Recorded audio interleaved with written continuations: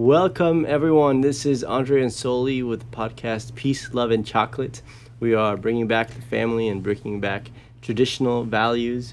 Today, this is season 2 of our Peace, Love, and Chocolate podcast. And this is season 2 because we had to take a short break because, as you can see, we have a baby now. Yes. And he's the one that's crying here. You want to say hi to the camera? Oh, no, he's falling asleep. Yes. He's falling asleep. He's kind of wishing that I be quiet, but we're trying to do the podcast. Today we're going to talk all about having a baby and having babies. So we just had a baby almost 7 weeks ago, like 6.5 weeks about. And that is why we took a long break. We didn't really have any plans for when we would come back, but now we're back. If you could go a little bit closer to your microphone, just a tiny bit. Yeah, the baby came and it was very, not random because we were expecting him, but we thought typically pregnant women give birth the first time. When they give birth the first time, it takes longer. Yeah. And so we were expecting him to come maybe a week after his due date, but he came a week before his due date. So we were kind of, it was a little bit unexpected. To be pregnant for like 2 more weeks, at least, like 2 or 3 more weeks. But I wasn't, and so now we have a little baby. He was born July 28th, and his name is Carlos Eli Osorio. I feel like my microphone is like going in and out. Is that okay? It's okay. That's fine for now. Yeah, I can change that later. Okay. So, yes, he was born. I gave birth completely naturally. No medication, no nothing. And I lived to tell the tale. Total rock star. I was there by her side, and it's intense. It's really intense. It's not like the movies, like just, they push and then like, okay. Were you expecting it to be so intense? I was expecting it to be intense, but towards the end, since it got complicated, that was the part that I wasn't expecting because Solie, the EMTs were there right outside. They were ready to take her to a hospital because she gave birth at a birth center. So they were ready to take her to a hospital and do emergency C-section, and it was a very last push that Carlos came out. Yeah, and I didn't Carlos, need to go. by the way, is the name of our baby. So, we were excited and happy about that. Yeah, it was way more intense than I thought it would be, but Andre was one of my most supportive, just the biggest help. Oh, he's so stinking cute. Oop, I put my hand over my mouth. The baby just fell asleep, if you're listening.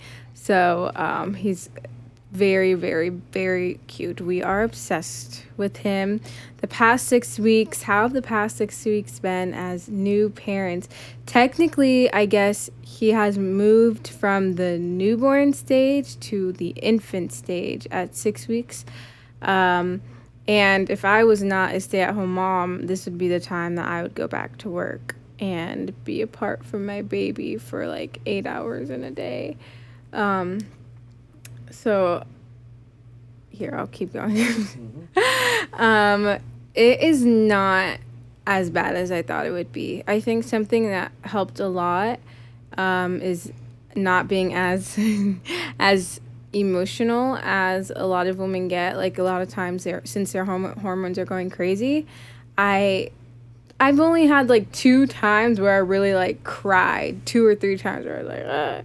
And one time that I almost did, but then Andre was like, Solie, it's okay. And I was like, oh, okay.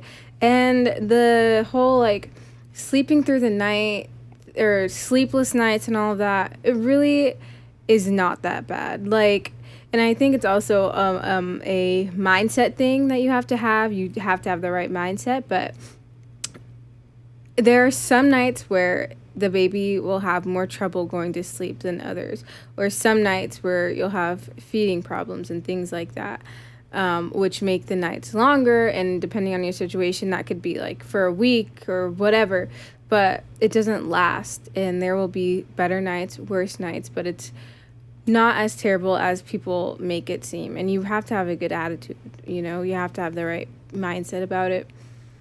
What do you think? How has Ben being a dad? How's Ben? How has Ben it is doing all right. how has it been being a father? It's been amazing so far. So far, I love every single thing about it. There's nothing that I'm like, I've heard people be like, oh, I don't want to have a child yet because of this or because of that, which is good. Not to have not to know that you're not ready for a child is a really good thing. Don't get me wrong, but what I see is a lot of people that aren't ready to grow up, and they're like, oh, I still want to work on my career and work on my whatever. You're still gonna work, especially if you're a man. You're still gonna work. You're still gonna do whatever you want. I mean, not everything you want, but that's part of growing up. It's like growing up is realizing. Same with for women too. Growing up is realizing, oh, you know what? I can have ice cream every single night, for breakfast. I can have pancakes with Aunt Jemima every single breakfast, and I can have cake for lunch and ice cream for dinner. I can have that every single day if I want to because I choose to. But growing up is realizing, no, even though I can do that, I should grow up and eat healthy for my body, right? So it's like even though you technically can, go and date as many people as you want and sleep around. Should you? Exactly. Should you should you grow up and find a woman A spouse, that you can love, a wife. and then it's like, oh yeah, let's just be with each other for 20 years and think about having children later. Can you do that? Yeah, you can do that. Of course, and it's not necessarily like an evil thing or an evil act or anything like that. But would it be the more grown up thing to say, you know what, let's have children because that's what married people do. Yeah. And so then you get married and you have children. And I know even today that's very controversial, but I do think having children is a really essential part of marriage. And so it has enhanced our marriage relationship, I think. And of course, the bond that is there between a man and a woman is really enhanced when you have children. Once you have kids, all those other things that you thought you were missing out on really go out the window, and you don't care like you do if you don't have a kid. You really care a lot less than you think you would because now you have a family and you have this precious baby that you're obsessed with and that you wouldn't want to not have in your life, and all those things, just time, sleep, those things become significantly less of a big deal. Like, you feel like, I'm so tired right now, I could definitely take a nap, but I'm not sleep deprived, and I'm not like, the baby, like, if only I didn't have the baby. Yeah, it doesn't even cross your mind ever. It's just normal. And I think that's another thing, like, for us, we realized, like, it feels so normal. Like, it's insane and surreal that we have a baby, but at the same time, it feels so normal and natural, and it's not, like, earth-shattering. And we're just figuring it out, and it's fun, and we're having a great time being new parents, and we're really obsessed with Carlos. And the newborn stage really is easy. Like, believe it or not, it's so easy. Yeah. He wants to eat, sleep, and poop. That's what he does. Like, this isn't like the train up the child part yet. Yeah, it's just enjoying him. So he just does this, or he fusses, and then you feed him, or you walk around with him, calm him down, change his diaper, whatever. And it really is easy. And if you don't have experience with kids, you learn. It's not to say that it's always going to be easy, right? But the point is that it is simple. It's simple. Life. People overcomplicate the idea of having a newborn, but this is a tiny human, and yeah, your life ends up revolving around them, but it's not as, I don't know. I would say it's a little bit different because for me, I realized that, like, because Solie is the primary caregiver, I guess, caretaker of Carlos. Yeah. And so I take as much time as I can with him, but But Solie's the one that feeds him, and Solie's the one that takes care of him the most, that changes his diapers the most times. And so, for me, I realized that, wow, life goes on. Yeah, You know? it does. It's It- one of those things. It doesn't just stop and now, because one thing I heard a lot too was that people said, oh, once you have a child, everything will change. Like your whole life was just gonna change and flip flop upside down and this and that. And I'm like, my life is really not that changed that much. Like of course it changed because I have a child, but besides that, Solie and I's relationship is pretty much the same. Like my life is pretty much the same because Yeah. we've been expecting him. We had 9 months to get ready for him. So that's just another Like point we're that I still figured. the same people. I mean, I know having a child is gonna like grow us over time, but it's really not like. Yeah, people definitely overcomplicate it. It is like the most incredible, amazing thing, but it's also something that people just really overcomplicate, overthink. They have a lot of fear of, and fear of having a child. Fear of anything is not of God. You shouldn't be afraid to have a child, afraid of losing freedom and things like that, because it's a blessing. Like, he really is a blessing. Like, you just look at him and you're like, oh, he's such a gift. Like, we know that he could not be in our lives or something could happen to him, and so we're just so grateful, and we don't take it for granted, and don't spend time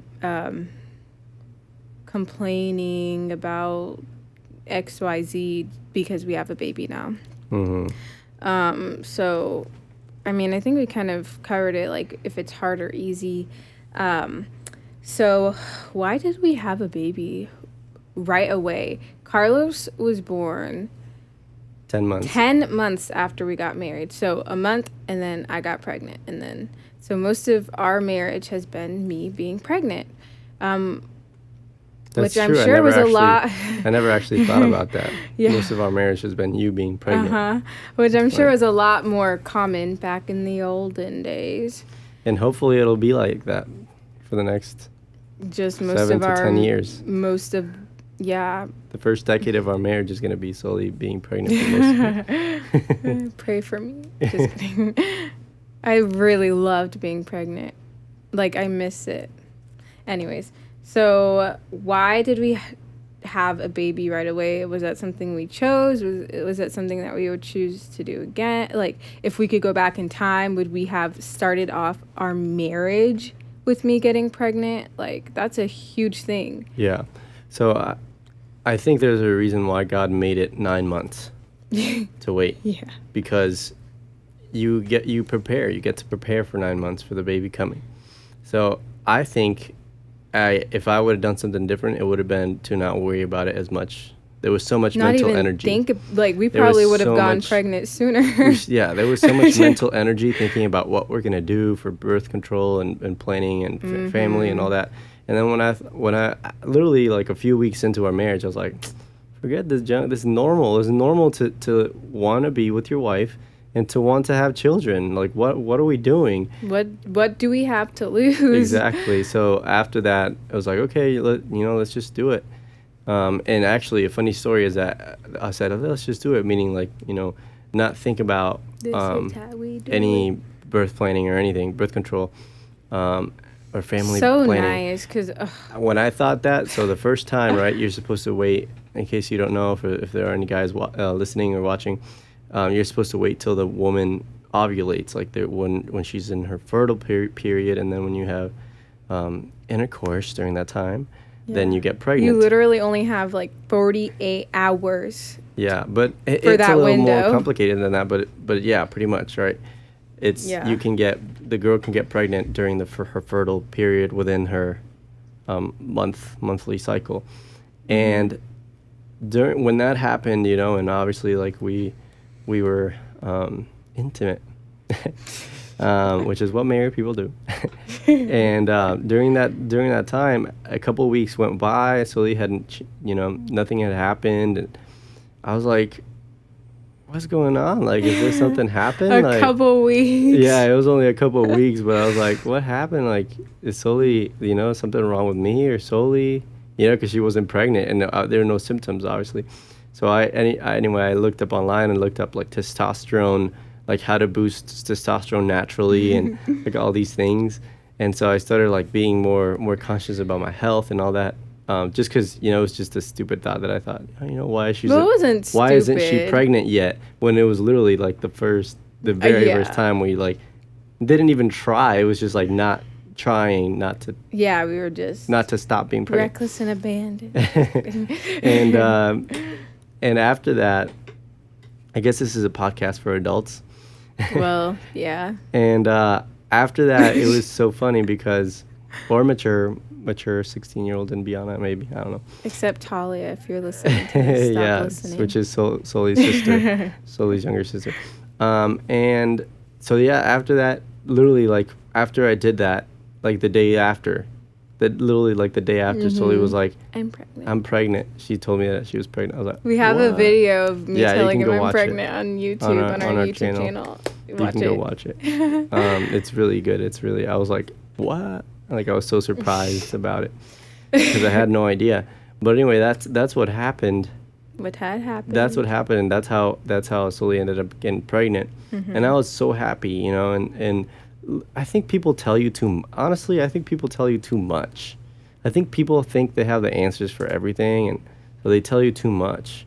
They're like, oh, when you have a child, this, like this is, and they just keep telling you all these things that they experience, and you're like, okay. And half of that stuff hasn't even happened, didn't happen, and didn't go that way. So, I would just say don't even listen to anyone. Well, that's why, if you have the Holy Spirit, Yeah. He will guide you and teach you all the things. And, of course, there will be people in your life that will pour into you.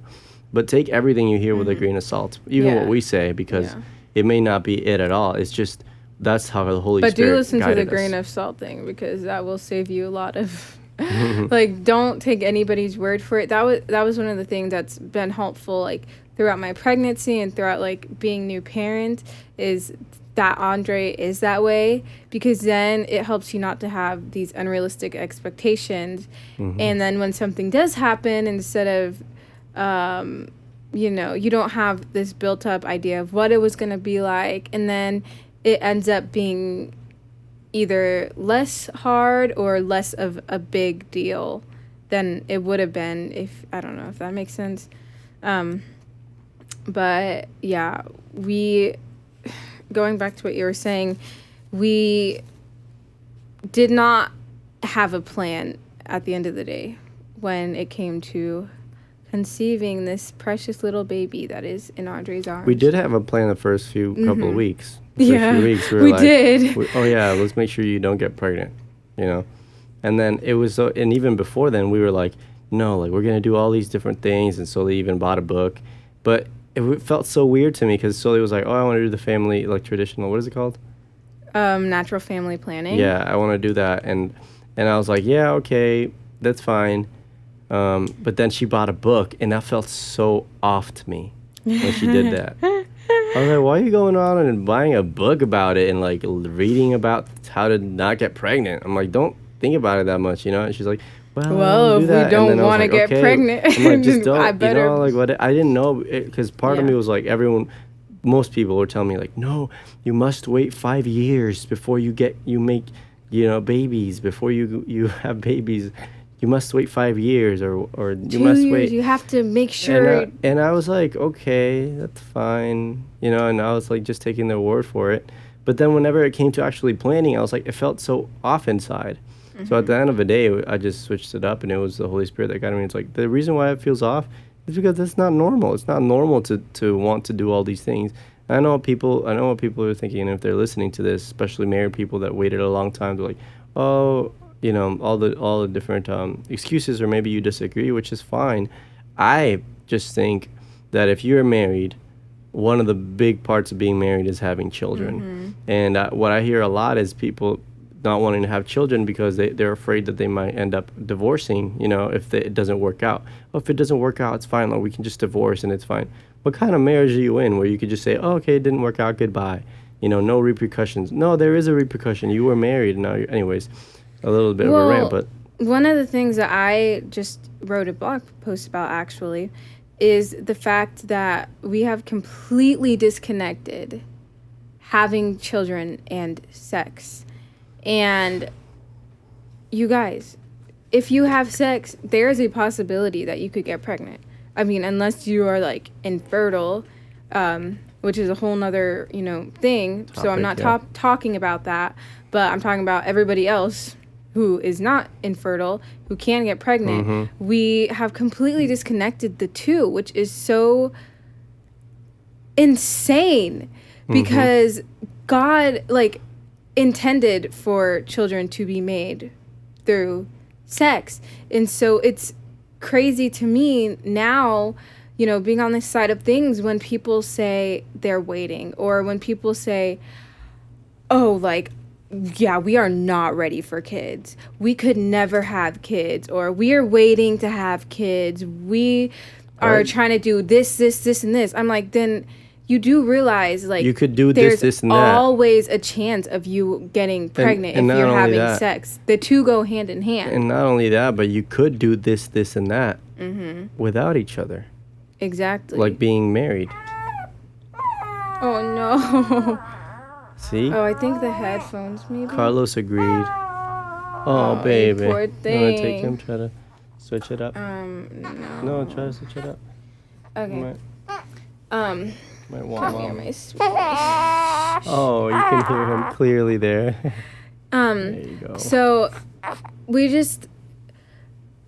It's really not a good mindset to have that going into marriage that you're not ready for kids. Oops. You might have to pause the game.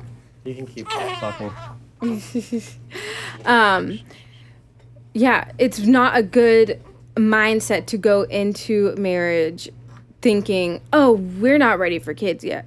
If you're ready to have sex, you need to be ready to have kids just in case.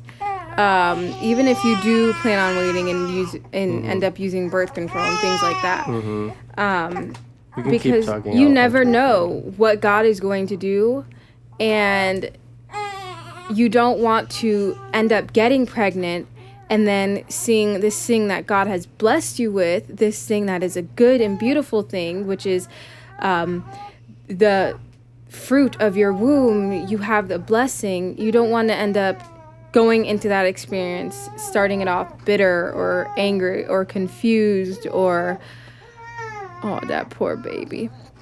Or like, why is this happening? How on earth did this happen? Or, no, God, we're not financially ready. We needed to have a house first. I needed to have my career first, whatever. And I think, in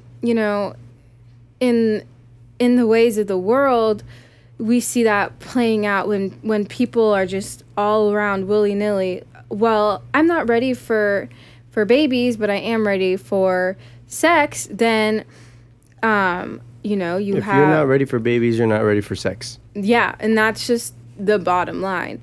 Because then, when you say, oh, I'm ready for sex but not babies, if you unexpectedly get pregnant, maybe you go to an abortion clinic, or maybe, just things like that. Or you're like, oh, well, if I have no chance of getting pregnant, or if I'm not trying to get pregnant, whatever, then I can just have as much sex as I want to, which we know is wrong, to just be out there sleeping all around town.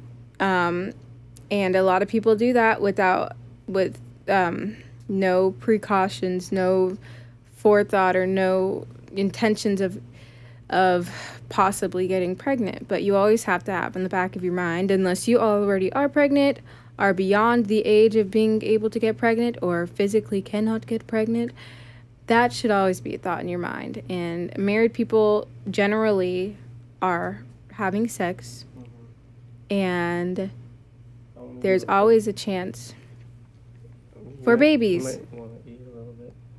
Oh, he's so cute. Well, I want to make a point about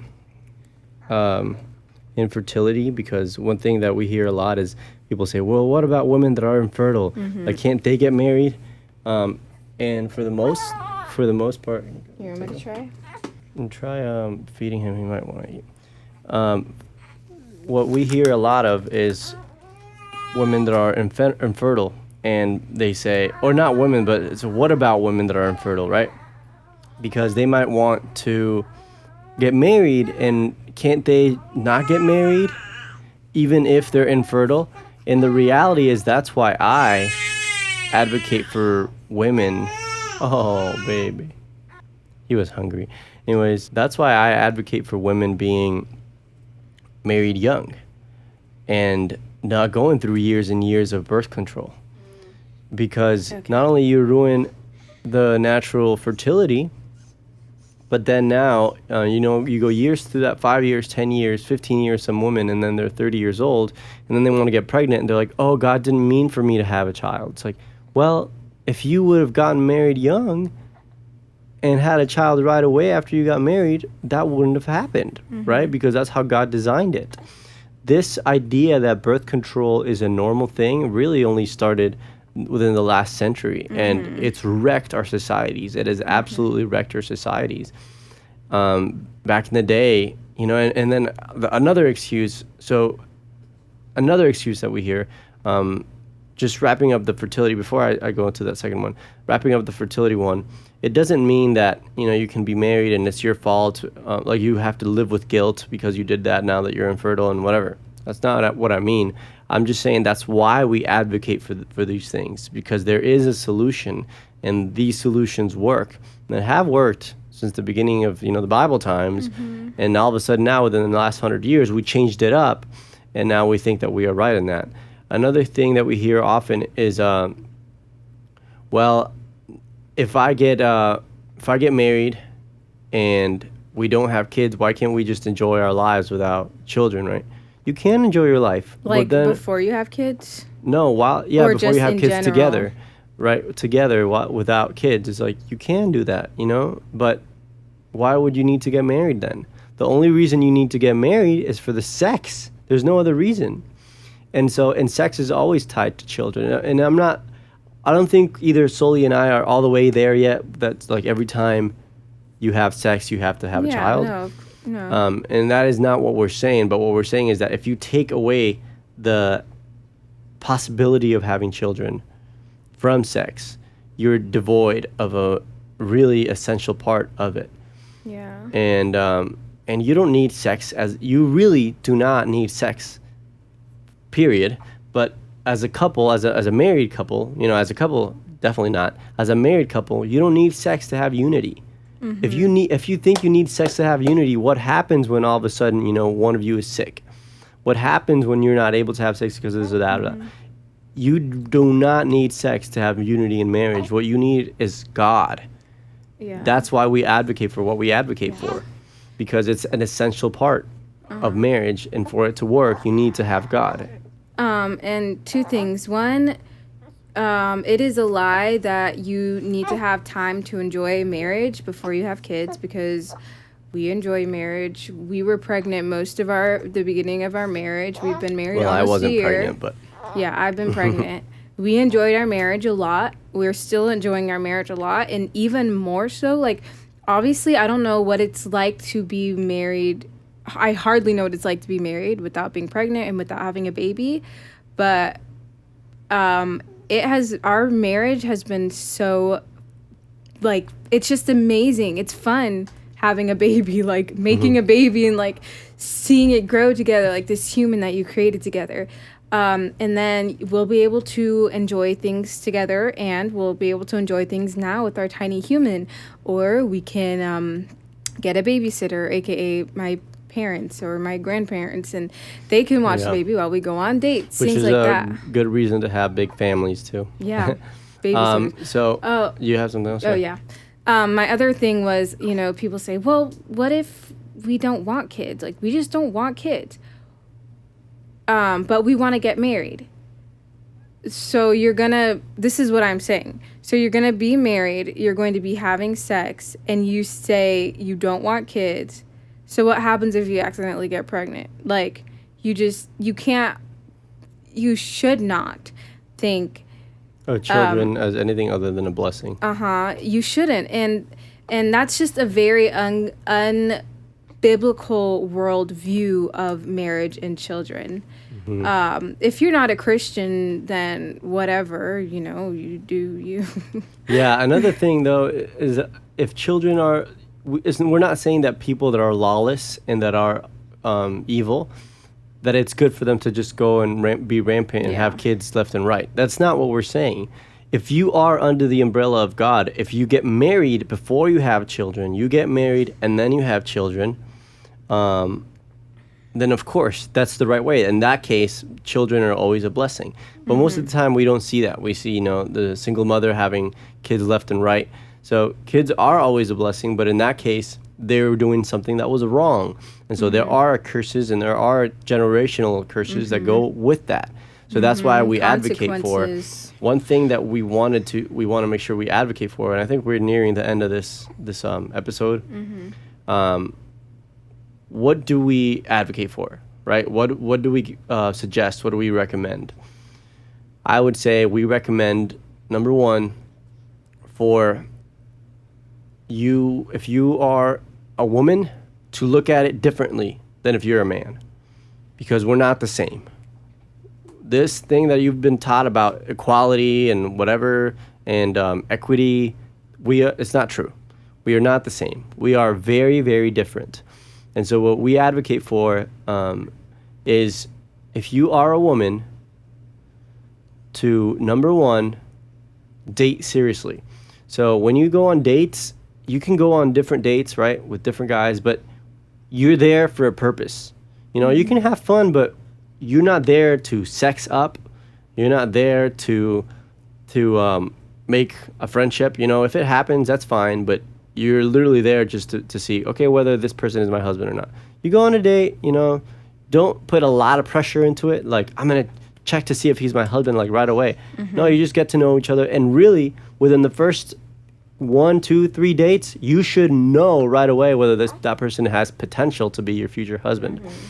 And if not, you go on amicably. However, there is no like dating period in which you're dating and holding hands and hanging out, and you're not thinking about marriage. Marriage should always be on the table. And so once you are, when you're doing all that, like holding hands, whatever, you should be like, when are we getting married next week? It should be like, no, if that's going on already, if you're all getting touchy-feely and all that, marriage should be hurry up, either break up or figure it out, because it will get hard physically. And the other thing is, look for a man that is older than you, because you do want a man that can provide for you, that can protect you. And your children. And your future children. If there's a man that is younger than you, what is he going to teach you about life? It's impossible. You're supposed to look up to him. He's not supposed to look up to you. You're supposed to be the one that submits to him. And how is he going to submit to you if you are the younger? Remember, the Bible says you're the weaker vessel as a woman. And so you have to get a man that will protect you, that will be the leader. He has to be the leader, and that's why we advocate for the man being older. He's smiling. The baby's smiling. And that's why we advocate for the man being older, okay? And then number 3, no sex before marriage.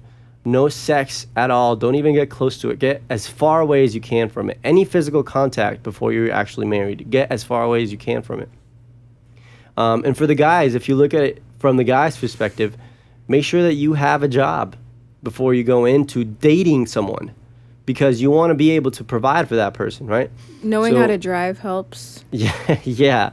We see that a lot. We see a lot of guys that don't have a job or have crappy jobs, and that don't have a car and don't know how to drive, don't have a license.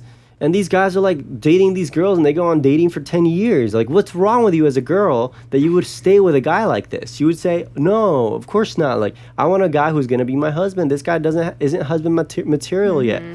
And so, of course, that happens typically when older girls or girls get with guys that are the same age. So that's why we advocate for men being older. Not that much older. We're not talking about, 15 years, but, anywhere from like a year to 8 years, around there. Another thing, and even that, I know people are going to get upset about. He said 3 things. Yeah. Oh yeah, but that was for the girls, right? No, that was for the guy for the guys. I'm talking about the guys. And so for the guys, make sure that you already have these things.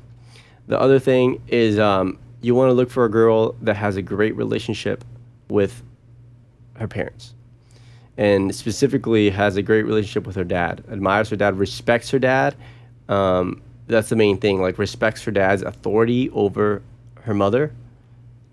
If you see that a girl's like, no, my dad was like, I love my dad, he's my daddy, he treats me like a princess, but my mom is really the one who wore the pants, I would say examine that relationship, because you want to find someone that is willing and happy and just so happy to submit to you.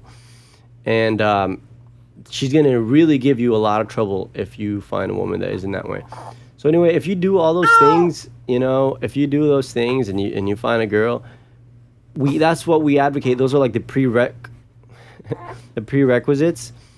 Once you find those things, it's so easy to just, oh, I found this person, perfect. You get married, and then you have children. And there is no problem with having children right away if those are the circumstances. Because you'll have a good foundation. And I think a lot of people say, well, I just want to make sure we have a good foundation for marriage. But if Christ is...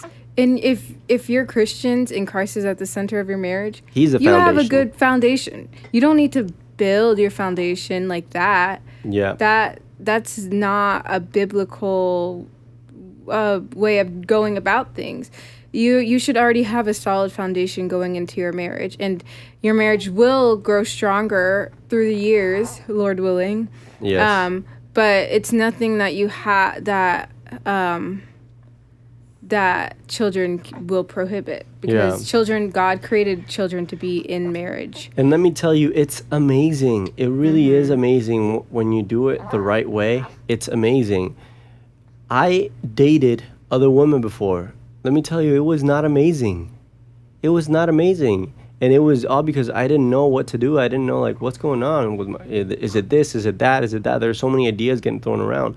But when you do it God's way, when you have the man being the head of the woman in the house, you have the husband being the head over the wife, and the woman taking care of the children, and the man following Christ. A relationship, a marriage that will look like that. Yeah, if you have the man that is following Christ above all else, it's so the marriage is going to be so blessed there that you can have children right away, and it's such a blessing. But if you are in a marriage or relationship, or if you start out in a marriage, either you're already sleeping together beforehand, or there's been some cheating there before you got married, there's like a lot of heartache already once you get into a relationship. A lot of baggage. One person is suffering from this and they're suffering from that.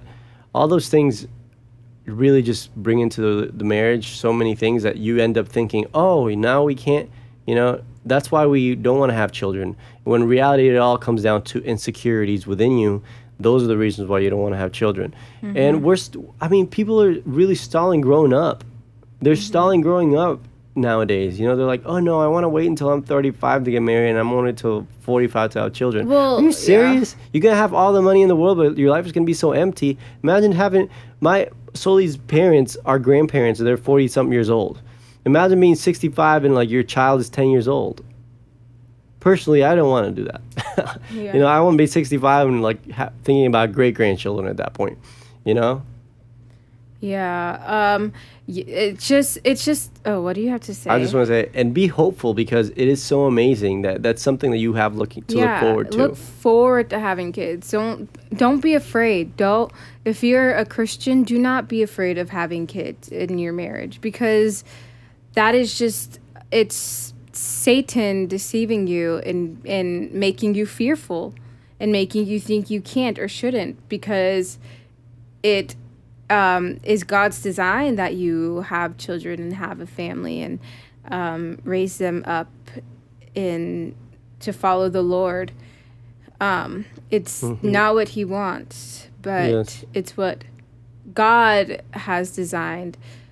Children are the natural result of intimacy. That's how God designed it, and He designed for intimacy to be in marriage, and it's just how He created created the family to come about. Mm-hmm. As always, take what we say with a grain of salt. Let it go in one ear and out the other. If it sparks a thought in you and you want to let us know, we're totally open to conversation. We love having these conversations. Carlos does too, as you can tell. Carlos. Tell everyone what's wrong. Tell everyone what's wrong, Carlos.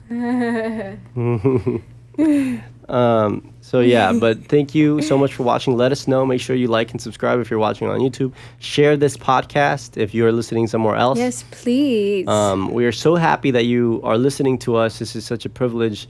And this is Andre and Solie with Peace, Love, and Chocolate. We're bringing back the family and traditional values, and we will see you next time. Bye.